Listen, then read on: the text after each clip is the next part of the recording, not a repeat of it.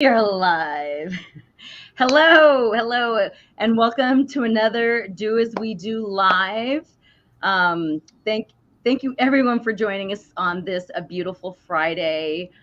We are here every Friday with a resource or educational topic that helps caregivers, the unpaid family caregiver that there are so many out there, and Do As We Do is here to support them with this education. So I'm Kimberly, and this And I'm is, Jill. yeah. And we are excited to bring our guest to you today, Dr. Anita Kumar. Jill, did I say that correctly? I believe so. Yay, I hope That's how I so. say it. Okay. Dr. Anita will let me know afterwards. And you all are going to be talking about geriatric assessments as well as why they're important. So we're excited to have her on this evening as well as to bring you this information. So don't forget, we are live on Facebook, YouTube, and Twitter now. So do as we do. So wherever you're watching from, please subscribe. If this information is helpful, share it with someone that a caregiver that you know, as well as because we all know that we know a caregiver, right, Jill?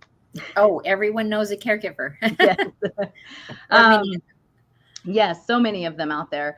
And our goal is to spread the word, beat the caregiving drum for the caregivers, as well as just spread awareness. So if you do watch this on the replay, make sure you put hashtag replay and where you watched this from. And Jill, do you have anything else before we bring on our guest? I don't think so. Let's Okay. get her on. Okay. Hi, Anita. Hi.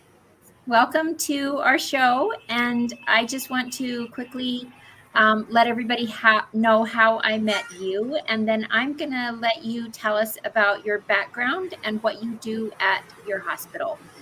So, everyone, I have met Anita because she has been a stellar word of wisdom and encouragement on my Facebook group, in my Facebook group, Caregivers Living Abundantly. That's how I met her. And I just am so impressed with her love and devotion to our elderly people and to her mission of caring for those with cancer.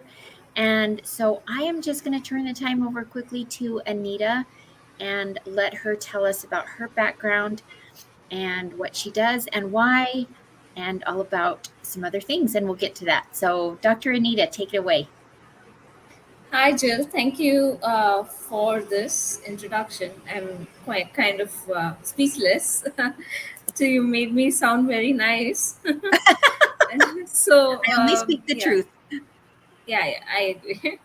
So, yeah, thank you very much. I am Dr. Anita Kumar. I'm from India. I am a geriatrician. So, it's a long story to how I began becoming a geriatrician. I initially did my MS, you can say biochemistry, post graduation in biochemistry. Then I did a post graduation in international public health from Australia. Then I decided that my work was more individualistic, and I wanted my work to be make a difference to people on a one-on-one basis. And I've always been inclined towards the elderly. So I came back to India and I did my started with my medical education. Post which, post which I did my post graduation in geriatrics, and now I am a geriatrician. So Wow. that's a long story. Well, I think you condensed it very well, and you sound super smart to me. For those of you who don't know, because I didn't say, we are connecting with Anita clear from Mumbai, right? India. That's Are you right. in Mumbai? I am And in Mumbai right now. it's only 6 a.m. on a Saturday morning, and she was up until 1 o'clock in the morning. So we are super grateful that Anita was willing to get up on her Saturday at this ungodly hour and share with us some stuff. So I'm just wanting, Dr. Anita, if you would tell everyone what a geriatrician actually does. So, a geriatrician is somebody who treats patients above the age of 60 years.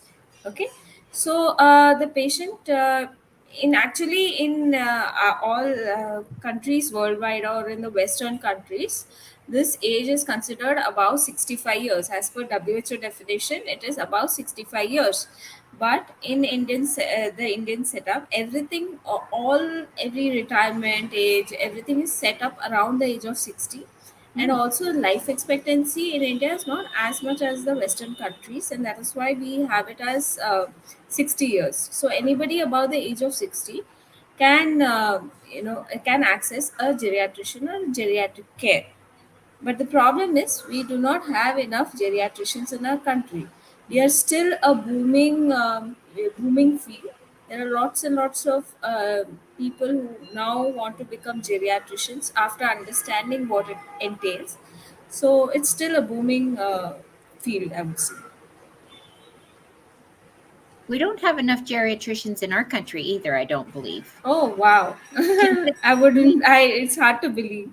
we have many, but we have so many more people in our population reaching the age of retirement and kind of still on their own and without a lot of That is help. the general trend all over the world, where there is going to be more number of elderly population than Uh-huh. the younger population. So I mean that is general trend, because the total fertility rate all over the world is kind of reducing.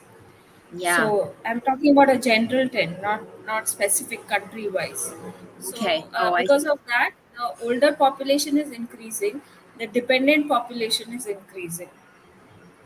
Yeah. So if you're watching this and you're wondering what you want to be when you grow up, geriatrician. So so But tell that us. I don't know what is the situation in the US. I can talk about India, but I don't know Yeah. what's it in the US. Yeah, well, I think a lot that's happening in the US is similar to, a worldwide population as far as um, demographics, as far as age numbers of people that are older versus younger compared to how it used to be.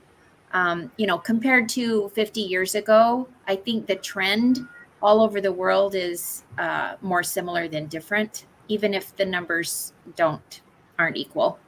So, the next question I wanted to ask was about cancer specifically, because I know you specifically in your hospital, you work with people who have or might have a tendency to have cancer, right? Doesn't the geriatric assessment help to identify those risk factors and help people to figure out what they might do to be proactive in. I couldn't get your hear your question. Can you please repeat it?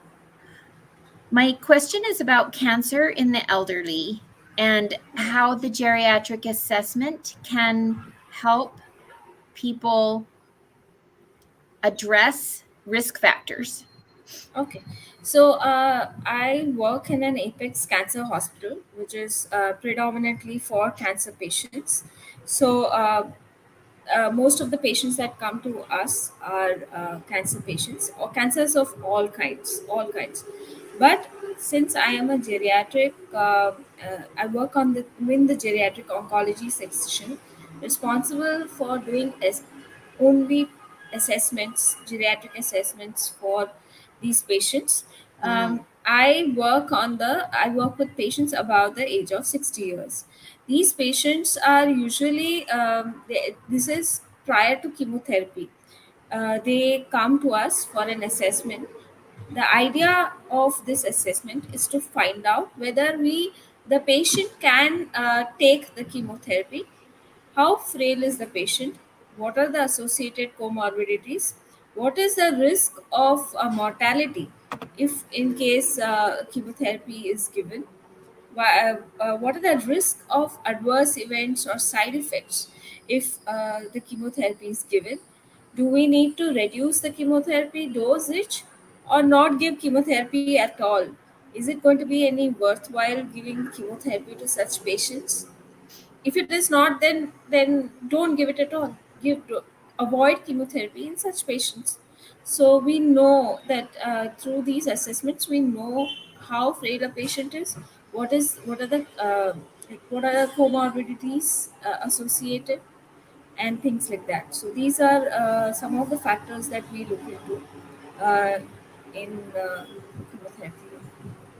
That's fascinating. Yeah. The comorbidities are sometimes the things that are more likely to limit a cancer patient from being able to function and to be able to have a good quality of life. I think I invited you to come talk to us right after you did a post about dignity, and I was really impressed with that thing because um, dignity does have to do with hope, right? With Yes, people yes. having So a yeah. sense of why they get up in the morning when before them maybe all they have is more pain and then death. You know, cancer is such a bleak thing. Do you want to speak to that? Yes, because the thing is, the patients who come to us are from usually, actually, we get patients from all strata of society, but majorly, I would say, if they are from the middle class or the lower class of society. So they all come with to us with hope, because being an Apex Institute, everyone assumes that you go to this Apex Institute and you are cured of cancer, and which is not the case, right? So when they come to us, they come very hopeful that they will be completely cured. But Mhm. then we have to explain to them that this is just a chance. We have to try as much as possible, try, uh, because there is nothing sure shot. No doctor in this world, whether it is in India or in America, can tell you that you will be completely cured of this disease. No doctor in this world, whether in India or America, can tell you that you will die in 6 months or two Right. months or 1 year. Nobody can tell you, and if they're Right. telling you, they're lying to you. Mhm. Nobody can tell you. So an estimation, some people might give an estimation, but that can still that won't be ideal, and it's not right to give an estimation either, because it's not correct, right? How can you tell you're going to live for only 2 months? Well, you can we have to give them hope. And because I always tell my patients, when you're mentally fit and you're fit, willpower is strong, you can beat anything in the world. You can even beat cancer. The point is to give them hope. The point is to make them feel that they are wanted in the society. The point is not to let them feel that this is the end all of everything, and there is nothing else left in life. That is the whole point. And I have a couple of more colleagues who do it. And these assessments, I have to tell you, they ideally take about 25 to 30 minutes in an international setting. And I'm telling you, a setting like in America or in the Western world. In our setting, this assessment takes minimum 1 hour, and that is also after the patients have filled all the forms that we give them. But Mm. it always goes to about 1.5 hours per patient. Imagine if in a busy setup, in a super crowded setup, you are going to have spend 1.5 hours per patient. We never finish. We are never able to finish our Mhm. assessments, because completely, because for all patients, what I mean to say is, you can't do it for all the patients. We can Oh, do it for a few patients who are selected and told to us, and please do this. So then we do that, but to do for all the patients is just not possible. With the mhm. kind of crowds that we have in my hospital, which is unbelievable. It is only something that you need to see to understand. Actually, it's a Incredible. phenomenal thing. These assessments, because they give you such a fine understanding of how much how regarding the potential side effects, and whether the patient should undergo any kind of chemotherapy, etc. it's a very good assessment. I in fact recommend to every, but it is done for all elderly patients. But in my, of course, in my setup, it is done only for oncology patients, and in India, my setup is the only one currently which is doing for oncology patients, and it's shown real positive results. That's amazing. So during the assessment, they've already filled out all the paperwork and you have an hour to an hour and a half. Do you do mostly medical type things or do you ask more questions? What does that Yeah, assessment look like? whatever we they have filled, we, there is a problem of communication in India. Mm, The biggest problem is communication, because every people talk there are so many different languages in India, and not only languages, there are so many different dialects in India. For each language there are so many different dialects. It's difficult to, first of all, to even understand the language sometimes, because they come from very rural. Most of my patients come from rural areas. It's very difficult to comprehend languages, and mm. if you would come to India, you would also know that it's very I difficult to comprehend I languages. just want to tell the audience that Dr. Anita speaks 7 languages and probably some different dialects of those languages. So that is something that we in the United States just really can't even comprehend. I think because everybody speaks English. We're pretty darn spoiled, I think. But yeah, that's a huge obstacle to getting the right diagnoses and help and understanding of the whole picture when it's really difficult to communicate with So somebody. comprehension is a very, very big problem in India because of the language. Now, if a illiterate person comes to me and I have to do a mini mental status examination, it is very difficult to do on an illiterate person. And the MNAs are as per the English, I mean, Western. All the questionnaires are as per Western setup. So we have to adjust it, we have to adjust it to the Indian setup, and we have to explain every word to the patient, even though they have seen, even though we have translations to local languages, even though they have got the chance and time to fill out the forms, yet the forms are never filled fully. Yet there are millions of questions that they don't understand, yet they are very I mean, they don't understand the questions. They don't get the importance of this whole assessment. So we just continue doing what we do, because we know that if our studies have shown that it definitely makes a difference. So we are working hard towards it to make them more understand about all these aspects. That's amazing.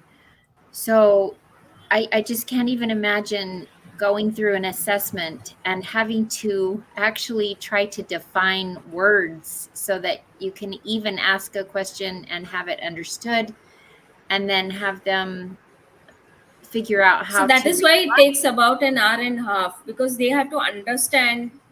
And some things, there is slight difference in the way one language has a question, and the way the same translation to another language has a different meaning. Yeah. So that those things have to be adjusted, etc. So, Anita, I'm wondering if you can um, let our audience know, besides the language barrier, maybe one or two of the other obstacles that you face and the mission that you have to improve the care and the access that people have to the care. Meaning, People are not how can they get interested a hold in. of you if they have more questions for you, if they want to help out, if they want to reach out, if they're wondering how they can help, how can they get a hold of you and what should they do? Yeah, there's actually a lot of people who might need funding as well. So that is something we are looking at. But that apart, patients are. There is a lot of problem with understanding depression, understanding anxiety in my Mm, society. mm, Even today, They will not accept that they have depression or they have anxiety issues. I'm telling you, as compared to say 10, 15 years ago, today, even today, people are not accepting that fact. When we tell them you need to go to a psychologist just to get an evaluation done, they said, "Why should I go? I'm not mad. I'm not a mad person. I don't have any problems with my brain. Why should I go to a psychologist?" But Mm-hmm. based on our assessment, based on our screening techniques, we have found that there is some deficiency. That is why we are sending them. But this has to be explained to them, and the problem is not just in the lower state of the society, it happens even in the upper state of society. So there is a taboo associated still in our society with going to a psychologist, and that is something we are trying to change. It is not about psychology or anything. It's not about telling that patient is probably having definitely depression or anxiety, but because we have some deficiency in the screening, we need further evaluation. That's all we advise them. That is one problem we do face very routinely. Dr. Anita, that is actually a problem we still have in the United States too, and probably everywhere. For some reason, if you break your arm, you just go to the doctor and get it fixed, and there's no shame associated with it. But when you have some cognitive deficits, or you're losing your memory, or you have a mental illness, for some reason, there's still that stigma, and people feel like there's something wrong with them, like they should have done something better, or they should be stronger, or they should be able to get over it on their own. And that's still going on in the United States too, and that's one reason why caregivers hesitate to reach out to other people for help, because they feel like it's going to infringe on their loved one's privacy or dignity to say that they have cognitive impairment, or they have, something wrong with their brain, or a mental illness. And it's not anything to be ashamed about. It's only as shameful as having a broken arm. And so I appreciate that you said that, because everyone needs to know that there is nothing wrong with reaching out and telling your friend or your neighbor or someone online the problems that your loved one is having. It's not infringing on their dignity. It's helping you as a caregiver to help them more. Does that make That's right. sense? Yeah. That's right. So tell us, Anita, how people can get in touch with you or learn more. And we're going to have, oh, there it is. Kimberly is on the ball. She is already showing some links there for you. What's the best way, Anita? What do you prefer? If you can come to my page on Facebook, which is called as Old Age Care, and there you can actually message or put down your message, or there is an email address also. I don't know if my email address has been put up here, but you can take it down. Can you take it down, or should I put it on the site chat box? Yeah, you can put it on the chat box. You can see it there, right? Just put it in there. This is my email ID. You can get to me anytime you feel you need to sort of get in touch. Great. I don't see it yet. Did you put it in the comment Yeah, box? yeah, I did. Do you see it, Probably Kimberly? it's, Okay. Oh, there it is. yeah, got Yeah, it. that one. Oh, yeah, I recognize that one. Well, Anita, thank you so much for getting up at this early hour and sharing with us what you're doing. We are so grateful for what you're doing for the people in India and throughout the world, because we When learn I from speak each to other. you, I connect with the world, and my aim is to connect with the world and tell them the importance of what we are doing here, and hopefully, it's something that you can replicate in your own country as well. Because finally, it is about the patient's happiness and the patient. For a betterment of the patient, and that is the aim of my aim in my life, and for the elderly, help for the elderly patients. So if it can help any elderly patient anywhere in the world, I consider myself as successful. I really appreciate your emphasis on hope. And that is one of the best ways that we can influence and help the elderly and their caregivers and everyone we run into, right? Is to just give them some hope that they're Absolutely, loved and absolutely. that they have purpose and that their life is a beautiful thing. Yeah, yeah. So thank you so much, Anita. We really appreciate having you here.